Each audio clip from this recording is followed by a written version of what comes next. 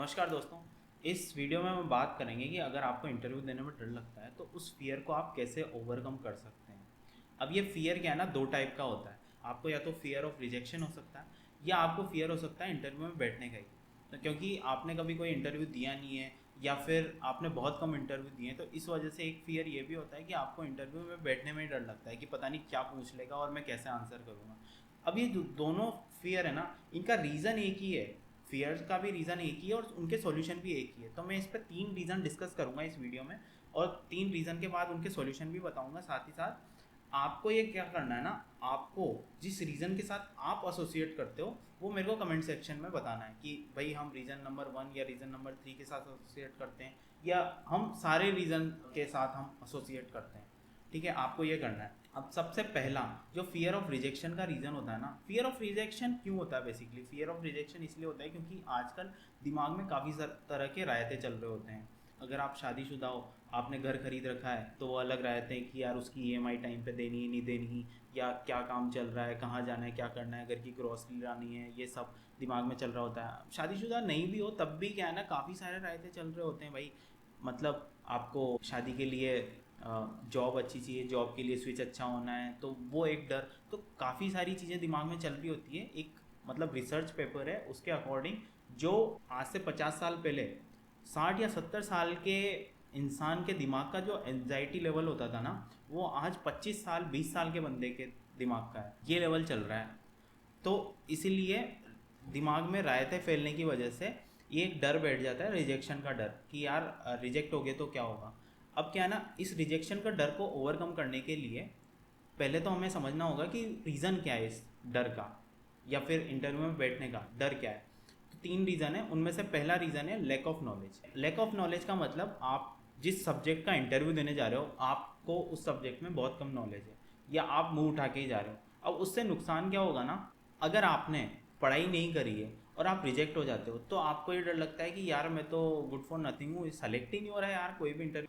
तो उसके लिए आपको क्या करना है ना, सब्जेक्ट पे अच्छी कमांड करनी है। फॉर एग्जांपल, अगर जावा डेवलपर का इंटरव्यू देने जा रहे हो तो जावा से रिलेटेड जितने भी टॉपिक्स हैं लाइंड अप करने, उनके क्वेश्चंस पढ़ने जो पूछे जाते हैं, उनके प्रोग्राम सोल्व करने, पेन पेपर पे प्रोग्राम सोल्व करने, आईडी पे प्रोग्राम सोल्व करने, ताकि एक कॉन्फिडेंस बूस्टअप हो कि हाँ यार उससे रिलेटेड, मतलब एग्जैक्ट वो क्वेश्चन नहीं है लेकिन उससे रिलेटेड भी कुछ आ जाए ना, तो आप बना पाओ। उसके अलावा जितने भी टॉपिक्स हैं, लेटेस्ट टॉपिक्स, वो सब की अच्छे से पढ़ाई करनी है।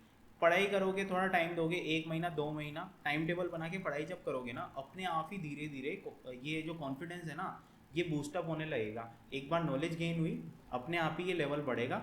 नॉलेज, अगर आपने ये रीज़न ओवरकम कर लिया तो आपका काफ़ी काम वैसे ही आसान हो जाएगा, क्योंकि इससे कॉन्फिडेंस भी लिंक्ड है। और अगला रीज़न जो रिजेक्शन का डर है या जो डर का कारण है इंटरव्यूज़ में, वो यही है, वो है कॉन्फिडेंस की कमी। कई लोगों में कॉन्फिडेंस की कमी इसलिए होती है क्योंकि उन्होंने लाइफ में ज़्यादा इंटरव्यू फेस नहीं किए। आप सेम कंपनी में ही बहुत टाइम से काम कर रहे हो, तो इसकी वजह से क्या है ना, आपने बाहर मार्केट में देखा नहीं कि मार्केट में क्या चल रहा है, क्या पूछा जाता है, कैसे आंसर किया जाता है। इंटरव्यूज़ ही बहुत कम दिए हैं, तो उस कारण से कॉन्फिडेंस की थोड़ी कमी हो जाती है। अब जब आप मार्केट में जाते हो या बहुत टाइम बाद कोई इंटरव्यू देते हो ना, इंटरव्यू जो पूछता है आप उसका जवाब ढंग से नहीं दे पा रहे, वहीं आपका कॉन्फिडेंस धड़ाम से नीचे गिर जाता है कि यार मुझे तो कुछ आ ही नहीं रहा। तो उस कॉन्फिडेंस की कमी को पूरा करने के लिए भी कुछ तरीके हैं। पहला तरीका तो ये है कि आप मॉक इंटरव्यूज़ की हेल्प लो।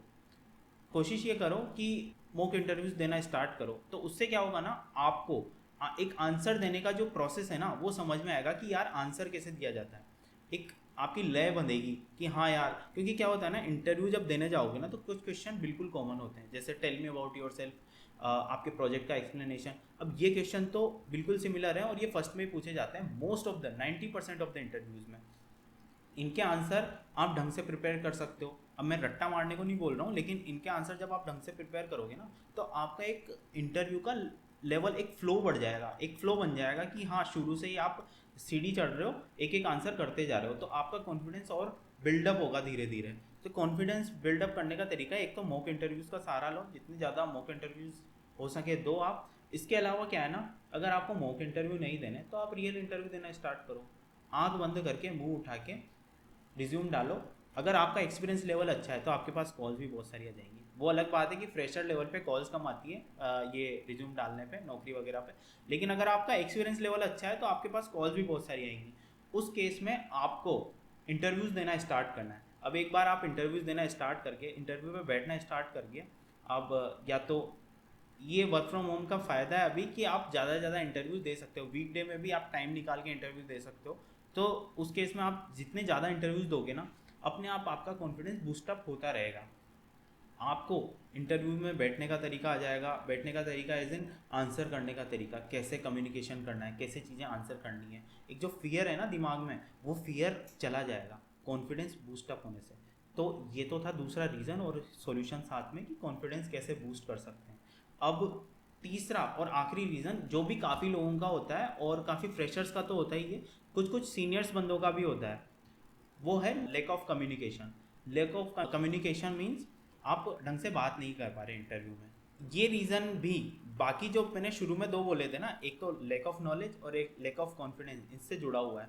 अगर लेक ऑफ नॉलेज मतलब आपको सब्जेक्ट की कमांड नहीं है, ऑटोमेटिकली आपका कम्युनिकेशन नीचे गिर जाएगा।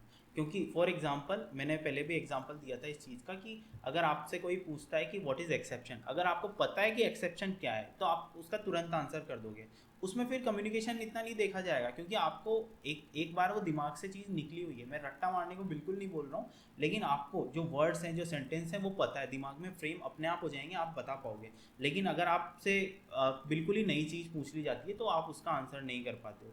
उसका रीज़न है कि आप कम्युनिकेशन बहुत कम कर पाते हो इंग्लिश में।